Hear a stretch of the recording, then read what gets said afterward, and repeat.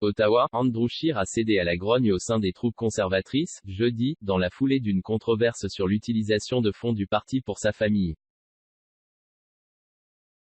Après s'être accroché à son poste de chef conservateur près de 2 mois suivant sa défaite électorale, il a finalement jeté l'éponge dans un discours en chambre. J'ai pris cette décision, car elle est la meilleure pour notre parti, a-t-il laissé tomber, l'œil humide, annonçant du même souffle le déclenchement imminent d'une course à la chefferie pour lui trouver un successeur. Monsieur Scheer, qui restera chef dans l'intervalle, a dit vouloir se recentrer sur sa famille et a lancé un appel à l'unité des conservateurs d'Est en Ouest du Canada. Les soupirs de soulagement n'ont pas tardé à se faire entendre dans sa formation politique, surtout qu'une nouvelle tuile semblait sur le point de s'abattre sur M.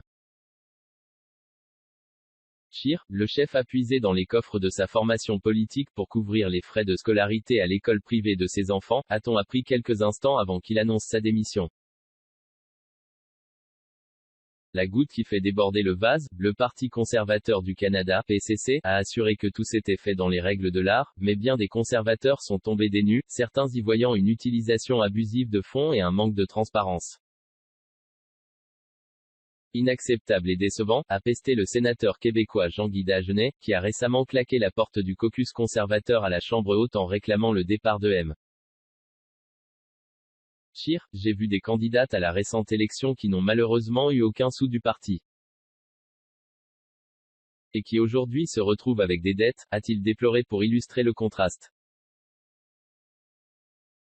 Son collègue sénateur Claude Carignan n'a pas caché sa satisfaction de voir M. Scheer baisser la garde, soulignant que ses jours à la tête du PCC étaient comptés depuis bien longtemps.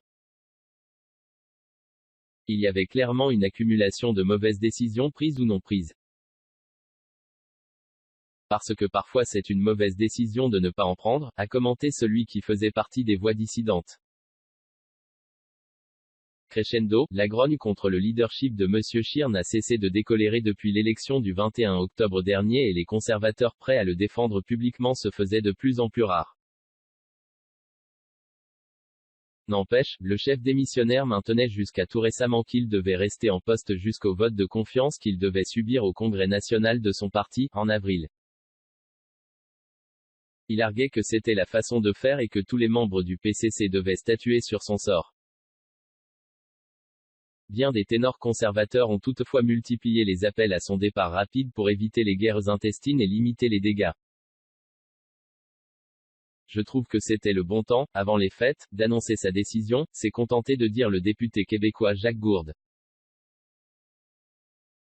On reprochait au chef Andrew Scheer ses tergiversations sur des questions comme l'avortement et le mariage de même sexe.